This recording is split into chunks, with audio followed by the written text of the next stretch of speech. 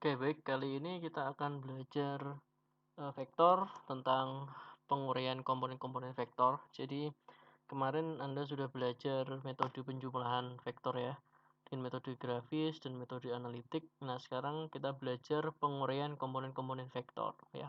Karena vektor itu mempunyai arah, maka dia itu bisa diuraikan ya ke masing-masing arah yang dia miliki. Misalkan kalau 3 dimensi berarti ada ke arah sumbu X, sumbu Y, sumbu Z seperti itu ya. Oke. Nah, sebelum kita mulai kelasnya ini saya minta tolong untuk dibantu subscribe supaya bikin materinya jadi lebih semangat dan semoga bisa membantu ya di kelas online seperti ini ya. Jangan lupa di-subscribe. Di sini kita akan belajar matematika dan fisika sekaligus latihan soal ya. Ini Instagramnya dan ini adalah akun YouTube-nya. Oke, sip.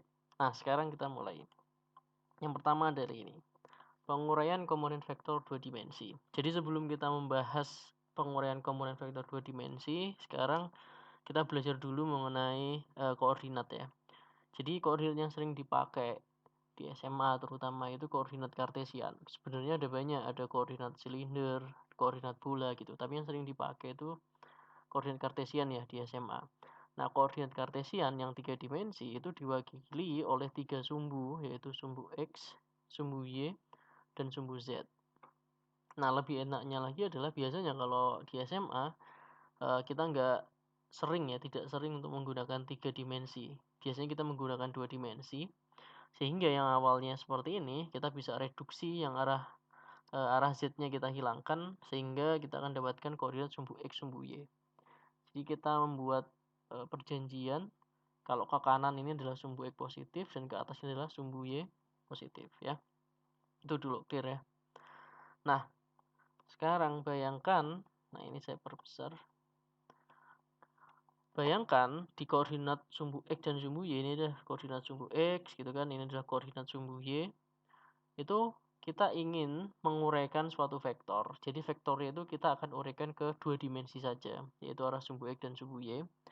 Di sini kamu diberikan vektor yang warna merah ini arahnya miring seperti ini.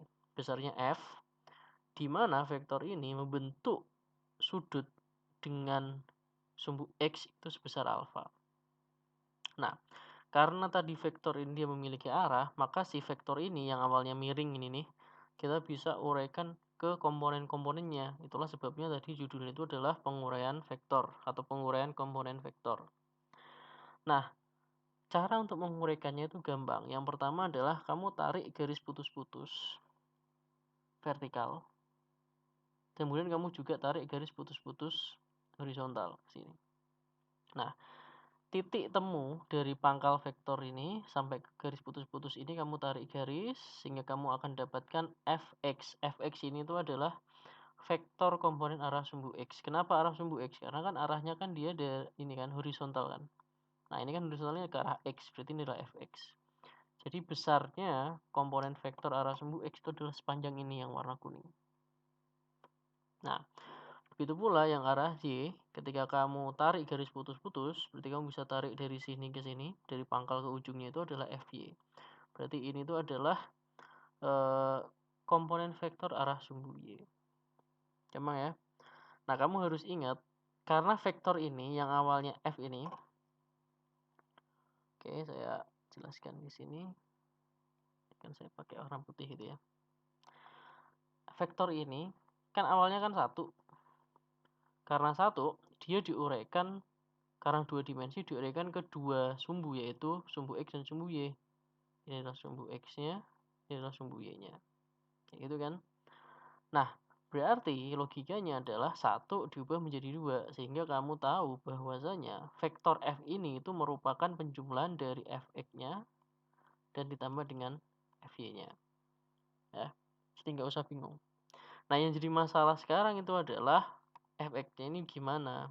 Fy-nya itu berapa? Seperti itu kan. Nah, saya sarankan kamu tidak menghafalkan ini. Biasanya kalau kamu salah kaprah langsung pakai Fx sama dengan F cos alpha, Fy sama dengan F sin alpha, ini tidak selalu seperti ini. Tidak selalu seperti ini ya. Tergantung dari lokasi sudutnya. Nah, Sekarang misalkan, oke ini saya hapus dulu. Misalkan saya punya vektor arahnya seperti ini. Inilah vektor F gitu kan. Nah tentunya, kan tadi kita punya koordinat nih, kalau ke sini itu adalah X, kalau ke sana itu adalah Y, seperti itu kan. Nah tentunya, vektor ini, F ini, kita itu akan uraikan ke arah sumbu X dan sumbu Y. Berarti caranya itu adalah kita harus tarik garis putus-putus seperti ini, gitu. Sehingga dari ujung sini sampai ujung sini, kita akan dapatkan komponen vektor arah sumbu X kan. Berarti ini adalah Fx. Nah, begitu pula ketika kita tarik garis putus-putus ke sini, ya asumsikan ini rapi tulisan saya seperti ini. Ini misalkan saya kasih warna merah gitu. Berarti dari sini sampai sini itu adalah Fy. Nah, sekarang yang jadi masalah adalah peletakan sudut itu sangat mempengaruhi besarnya Fx dan besarnya Fy. Maksudnya adalah gimana? Maksudnya seperti ini. Misalkan sudut yang dibentuk oleh vektor F terhadap sumbu X. Jadi ini kan sumbu X nih. Ini sumbu X, yang ke sana kan sumbu Y kayak gitu kan. Sudut yang dibentuk itu misalkan itu adalah alfa seperti ini. Maka Fx-nya itu didefinisikan F X, berarti lihat, berarti F-nya di sini. Perhatikan polanya ya. Jadi kalau seperti ini kamu itu harus ingat polanya. Berarti Fn ini nih, X berarti sudutnya di sini kan. Berarti Fx-nya itu adalah F cos alpha. Kalau mencari Fy, berarti Y di sini kan kosong nih, berarti nih kosong. Karena itu kosong, maka ini menjadi F sin alpha. Jadi gampangannya seperti itu. Jadi kalau Fx berarti kan ini ada Fx di sini, ada F, sudutnya ada di sini. Sudutnya itu berada di antara Fx dan F, maka ini menjadi F cos. Kalau di sini kosong, berarti antara F dan Fy kan sudutnya kosong dalam tanda kutip ya, tidak digambarkan di sini gitu kan. Maka ini adalah F sin alpha. Nah, yang jadi masalah adalah kalau misalkan ini saya hapus dulu. Saya misalkan seperti ini. Sudutnya saya pindah di sini. Misalkan namanya beta. Maka Fx-nya menjadi apa sekarang? Maka Fx-nya bukan F cos alpha. Ini berubah lagi. Kenapa bisa seperti itu? Ingat caranya tadi. Sekarang sudutnya itu ada di sini nih. Sudutnya itu ada di sini. Karena ada di sini, maka sudut beta ini itu kan terletak antara Fy dan F. Berarti Fy-nya itu sekarang menjadi F cos beta. Nah, yang bagian di sini kan kosong nih. Sudutnya kan pindah di sini. Sebenarnya ada sudutnya, tapi maksud saya yang dikasih simbol kan di bagian sini. Karena ini kosong, maka ini berubah menjadi F sin beta. Nah, kalau mau lebih rame lagi, jadi tadi di sini tuh di sini tuh misalnya saya kasih warna kuning gitu. Di sini itu adalah alfa seperti ini kan. Berarti Fx kalau menggunakan alfa, berarti kalau Fx menggunakan alfa, berarti alfanya kan berada di antara Fx dan F. Maka Fx-nya itu menjadi F cos alfa. Karena yang ini, berarti yang bagian sini kosong, kalau menggunakan alfa ya, berarti Fy-nya, saya tulis di sini, Fy-nya itu adalah F sin alfa. Lihat, nilai Fy dan nilai Fx hasilnya berbeda. Yang ini pakai F cos beta, ini F sin alpha, ini F sin beta, ini F cos alpha. Oleh karena itu dari tadi saya katakan jangan dihafalkan bahwa Fx itu selalu F cos alpha, itu belum tentu. Tergantung orientasi sudutnya itu di mana. Nah, kalau dia sudutnya ini di antara Fx dan F bagian sini, maka ketika diuraikan ke sini ini menjadi F cos. Tapi kalau di sini dia kosong gitu kan, berarti menjadi F sin. Kayak gitu ya. Harusnya ini udah ngerti di SMP kali ya. Ya. Oke. Oke, seperti ini. Nah, karena kebetulan sudutnya itu ada di sini, berarti kita udah tahu bahwa Fx itu adalah F cos alpha. Kenapa ya? Karena kan sudutnya ini kan antara ini dan ini gitu loh. Berarti yang di sini kosong kan? Dalam tanda kutip ya maksudnya ya. Karena kosong maka Fy-nya ini menjadi F sin alpha. Itulah sebabnya di sini ditulis Fx sama dengan F cos alpha dan Fy sama dengan F sin alpha. Gampang ya. Nah, karena vektor itu kan berarti kan ini Fx, ini Fy kayak gitu kan. Maka kalau besaran vektor kan dia memiliki besar dan memiliki arah. Berarti yang harus kita cari berikutnya itu adalah eh, besar ya, magnitude dari vektor ya. Ini saya zoom gini. Nah, magnitude dari vektor, lihat di sini. Dia itu merupakan akar dari komponen arah sumbu X dikuadratin ditambah komponen arah sumbu Y dikuadratin. Ya, jadi ini samalah seperti yang kemarin itu. Jadi Fx kuadrat ditambah Fy kuadrat ya. Jadi kalau digambar tadi, kalau digambar yang tadi ya. Misalkan seperti ini. Wush, kegedean. Oke, ini. Inilah segini. Guys, masih terlalu tebal. Seperti ini F gitu kan. Ini kan sisi miring nih. Kalau kamu sadari, ini warna putih gitu kan. Ini kan kayak segitiga sebenarnya. Bagian sini itu adalah Fx gitu kan. Dan yang warna merah bagian sini itu adalah Fy. Ini itu apa? Ini itu adalah resultannya sebenarnya kan. Ini adalah sisi segitiga kan. Kalau ini saya geser ke sini, jadi yang warna merah ini saya geser ke sini. Seperti inilah ya. Ini ada sudutnya alfa seperti ini. Sehingga ini bisa saya hapus. Nah, seperti ini. Maka ini akan terlihat seperti apa? Segitiga siku-siku. Segitiga siku-siku. Dimana kalau ini panjangnya adalah Fx dan ini adalah panjangnya Fy, maka resultannya itu adalah akar Fx kuadrat ditambah Fy kuadrat dengan menggunakan hukum atau rumus Pythagoras. Ingat kan? Ini kuadrat ditambah ini kuadrat sama ini kuadrat. Nah, itulah sebabnya rumusnya menjadi seperti ini. Kenapa? Karena ini kuadrat sama dengan Fx kuadrat ditambah Fy kuadrat. Sehingga magnitude berarti nilainya di akar gitu kan. Akar dari sini. Jelas ya? Jelas. Nah, sekarang karena kita sudah mengetahui magnitude, sekarang kita belajar arah vektor terhadap sumbu X. Mau nggak mau kita harus gambar lagi. Ya, kita gambar lagi sekarang. Oke, tadi kita punya vektor seperti ini. Gitu ya. Ingat, sumbu X itu ke sini dan sumbu Y itu ke sana kayak gitu ya. Nah, vektor ini kan tadi kan diuraikan nih. Diuraikan ke arah sumbu X gini. Fx gitu kan. Dan ke arah sumbu Y itu ke sana. Fy gitu kan. Nah, vektor ini itu memiliki besar dan memiliki arah. Kalau besarnya, tadi kamu sudah tahu nilainya itu adalah akar dari Fx kuadrat ditambah Fy kuadrat. Nah, sekarang arahnya di mana? Kan gitu pertanyaannya. Nah, arahnya ini dinyatakan oleh sudut. Nah, yang tadi tuh. Berarti sudut itu ada dua versi. Bisa jadi kamu sudutnya itu di sini, misalkan, gitu kan. Atau bisa jadi sudutnya itu yang di sini. Nah, jika kamu ingin mencari arah vektor, misalkan kalau ingin mencari arah vektor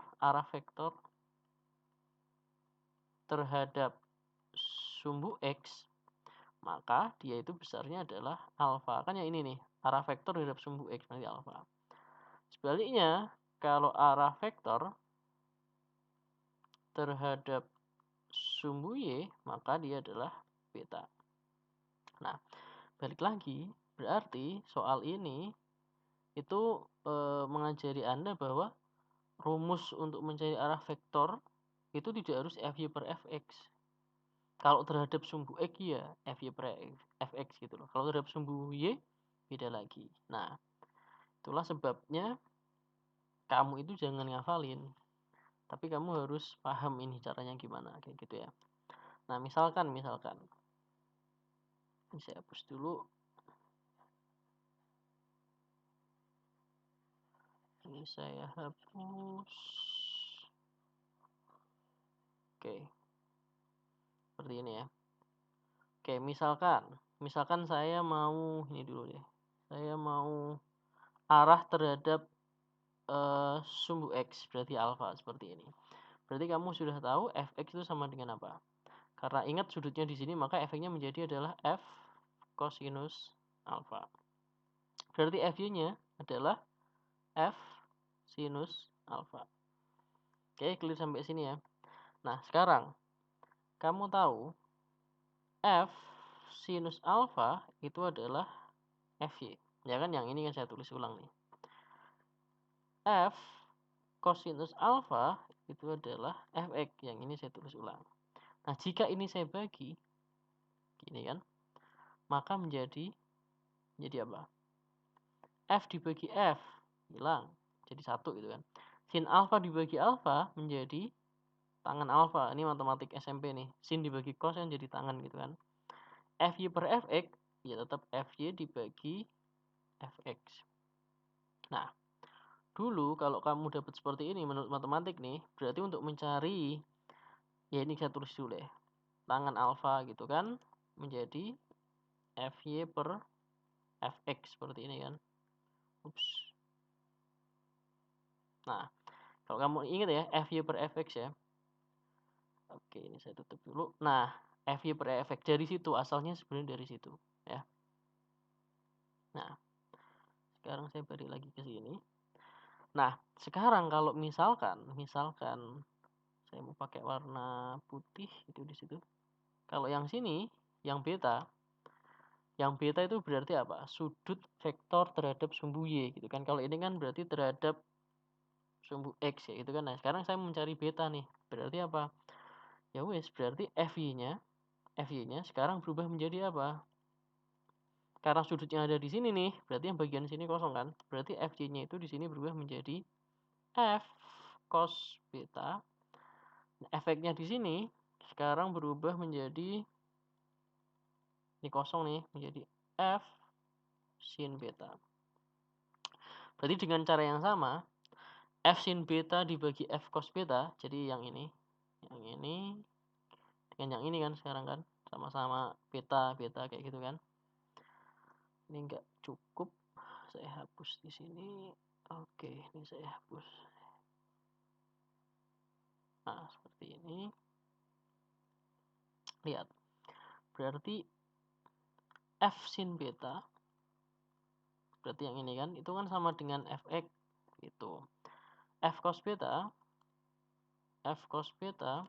sama dengan Fy. Kalau ini saya bagi sama kayak kasus yang ini, maka ini hilang, sin beta dibagi cos beta menjadi tangan beta. Maka ini menjadi Fx dibagi dengan Fy. Nah, ini tuh adalah arah vektor terhadap sumbu Y. Nah, jadi jangan sampai salah ya. Jadi letak sudut di sini itu sangat mempengaruhi ya. Jelas ya? Jelas. Oke, seperti ini. Oke. Berarti kita sudah belajar penguraian komponen vektor 2 dimensi.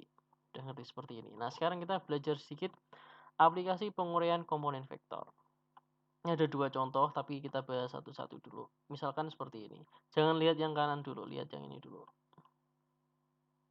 Nah, ini nanti kamu akan dapati di materi hukum Newton gitu kan. Di hukum Newton kamu akan dapat benda seperti ini. Jadi ceritanya ada suatu bidang miring dan ada suatu balok gitu kan. Baloknya bermassa sehingga dia memiliki gaya berat, arahnya W. Nah, gaya berat itu kan vektor, berarti W-nya seperti ini. Nah, ingat kalau seperti ini, kamu bisa uraikan dia menjadi gini. Jadi anggap nah gini, kalau yang tadi sumbu X itu kan arahnya ke sini, sumbu Y arahnya ke sana gitu kan.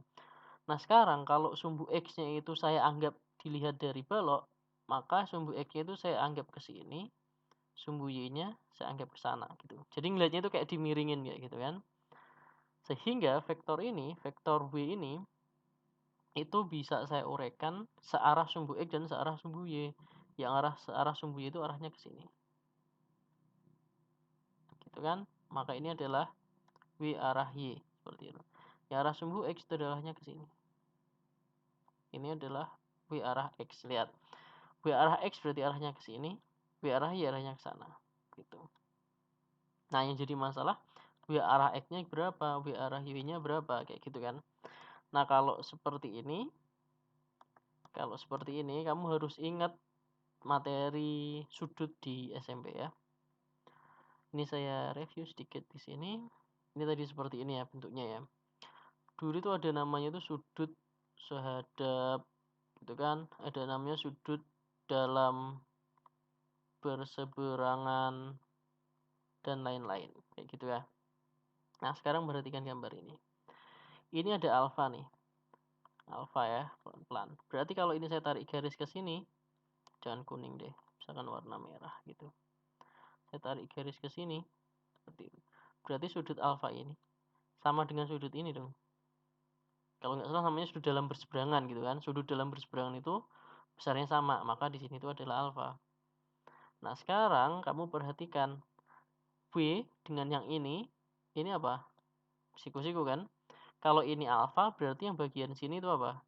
Siku-siku kan 90 derajat kan? Berarti di sini itu adalah 90 dikurang alfa. Saya ulang. Ini dengan ini kan siku-siku. Berarti segini itu 90 derajat, ya kan? Berarti kalau segini itu alfa, maka yang bagian segini itu apa? 90 min alfa. Ya kan? Nah, kamu harus lihat lagi. Yang bagian ini dengan ini itu juga siku-siku. Berarti segini itu siku-siku. Nah, kalau siku-siku berarti segini itu 90 min alfa, berarti yang ini itu apa? Yang ini itu adalah alfa. Ya kan? Berarti alfa ditambah 90 min alfa kan 90 derajat. Berarti yang bagian sini itu alfa.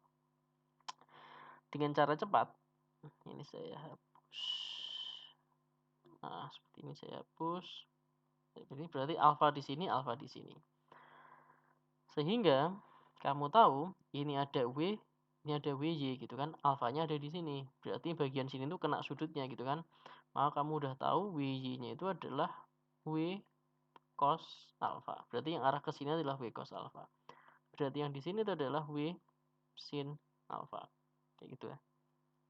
Nah, gampang kan? Nah, sekarang kamu lihat di bagian seperti ini. Nah, gambar itu tadi jika diuraikan menjadi seperti ini. Ya, jadi jangan kamu hafalin gitu. Ya jadi kalau nanti sudutnya ditaruh di sini gimana? Kayak gitu kan. Nah, yang penting kamu tahu kayak tadi ya, cara penguraiannya inilah, cara penguraian ini. Nah, tadi kan ini. Ups. Ini ya. Oke. Oke, itu contoh 1. Sekarang contoh 2. Contoh 2 ini yang tadi, jangan perhatikan yang ini. Perhatikan yang ini dulu. Nah, ini. Jadi ceritanya ini ada 2 tali, sini ada benda gitu kan. Nah, tentunya kamu tahu dari fisika tuh, ups, ini saya hapus. Nah, benda ini kan memiliki berat, arahnya kan gravitasi ya. Gravitasi kan selalu ke arah pusat bumi ya. Berarti arahnya ke sini. Ini ada W.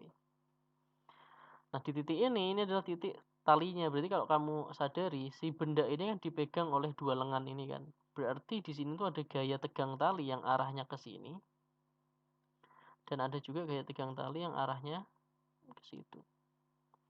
Misalkan ini namanya adalah T1 dan ini namanya adalah T2. Nah, kalau kamu sudah mengerti seperti ini, kamu bisa bergeser, ke sini. Nah, jadi dari gambar yang ini sekarang dirubah menjadi gambar ini.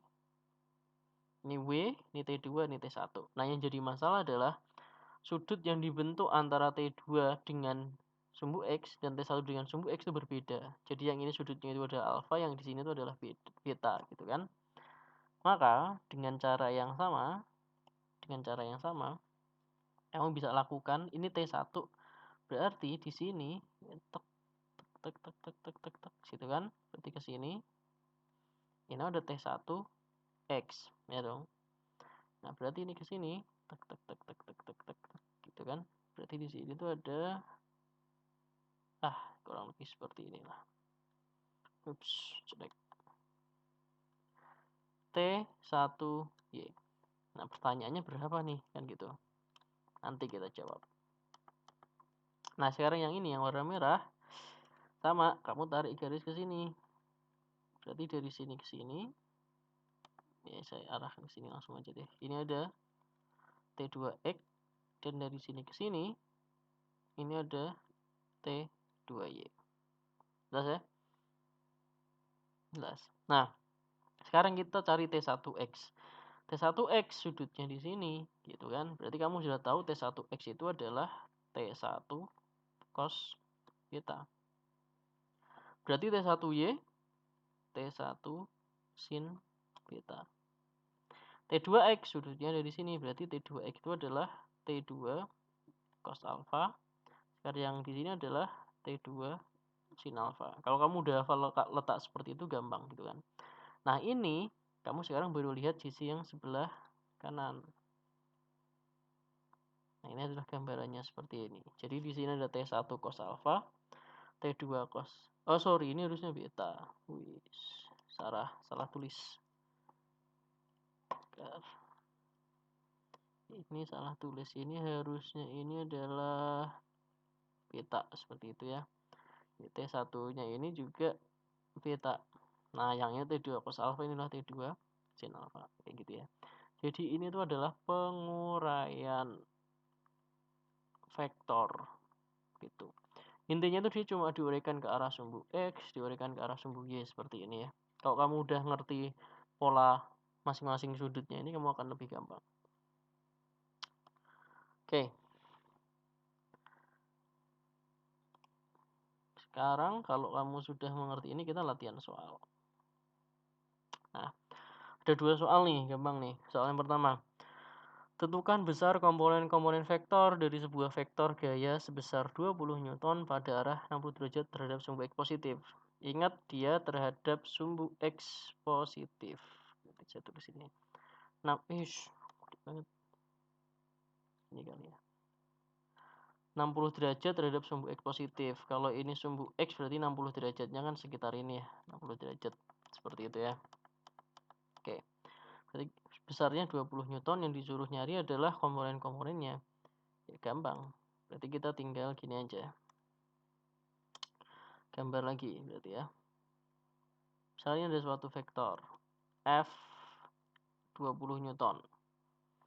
Terus berarti dari sini dia diuraikan ke arah sumbu X. Sini kan. Namanya Fx. Kemudian dia diuraikan juga ke arah sumbu Y sini. Namanya Fy. Tadi di soal dia bilang membentuk 60 derajat terhadap sumbu X. Berarti di sini itu adalah 60 derajat. Kan sumbu X-nya ke sini kan. Ini sumbu Y-nya gitu kan. Harus ditanya adalah Fx dan Fy. Gampang. Berarti langsung aja. Fx kan ini nih, sudutnya kan ini. Berarti langsung ya. F cos 60 derajat. F-nya adalah 20, cos 60 derajat berapa? Setengah. Sehingga kamu akan dapat 10 Newton. Tuh, gampang ya. Berarti komponen arah X-nya adalah 10 Newton. Sekarang Fy bagian sini, maka dia adalah F sin 60 derajat. F-nya adalah 20, sin 60 derajat itu berapa? Setengah akar 3 kalau tidak salah ya. Coba kamu cek lagi, takutnya saya salah. Maka ini menjadi 10 akar 3 Newton. Nah, sehingga kamu udah dapat Fx dan sudah dapat Fy. Gampang kan? Gampang. Oke. Jadi nomor 1 sudah terjawab. Sekarang nomor 2. Tentukan besar dan arah vektor gaya F jika diketahui vektor komponennya arah sumbu X dan Y berturut-turut sebesar 8 Newton dan 6 Newton. Jadi yang X 8, yang Y 6, gitu kan? Gampang.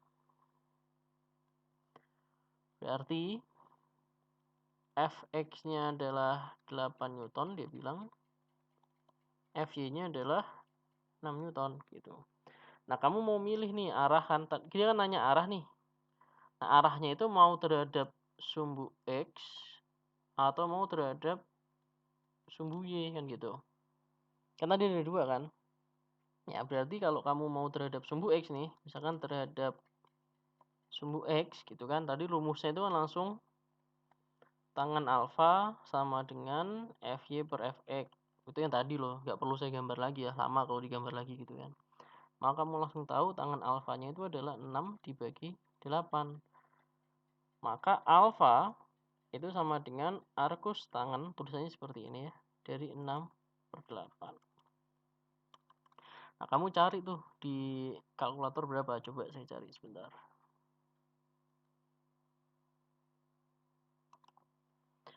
Kalau dari hasil kalkulator saya, ini itu 36,87 derajat lah kurang lebih. Berarti sudutnya adalah 36,87 derajat. Berarti kalau mau digambar yang arah sumbu X nih, berarti gambarnya seperti ini. Warna kuning gitu kan. Misalkan dari sini X-nya kan dari 8 nih, misalkan segini tuh 8. Terus Y-nya itu adalah 6, berarti lebih pendek ya gambarnya. Anggaplah ini segini. Ini 8, ini 6 gitu kan. Resultannya itu 36, berarti ini agak miring ke sini. Ya, anggaplah seperti itu. Ini resultannya gitu kan. Ini itu adalah 36,87 derajat lah kurang lebih. Berarti kalau mau terhadap sumbu Y, misalkan ini alfa, sumbu Y itu adalah beta. Sumbu Y misalkan sini adalah beta, ya berarti beta itu adalah 90 dikurang 36,87 derajat ya. Dengan catatan dia ini tegak lurus gitu ya. Tinggal berapa tuh? 53 derajat lah kurang lebih ya. Ya sekitar 53 derajat. Gitu. Gampang ya. Jadi bisa terhadap sumbu X, bisa terhadap sumbu Y. Oke. Oke. Nah, sudah selesai. Di materi berikutnya kita akan belajar perkalian vektor. Perkalian vektor itu ada dot product, ada cross product gitu kan. Perkalian titik itu dot product, kalau perkalian silang itu cross product, nanti kita akan pelajari. Oke, jangan lupa di-subscribe dan di-share ke teman-temannya supaya lebih bermanfaat lagi ya. Oke, sekian, terima kasih.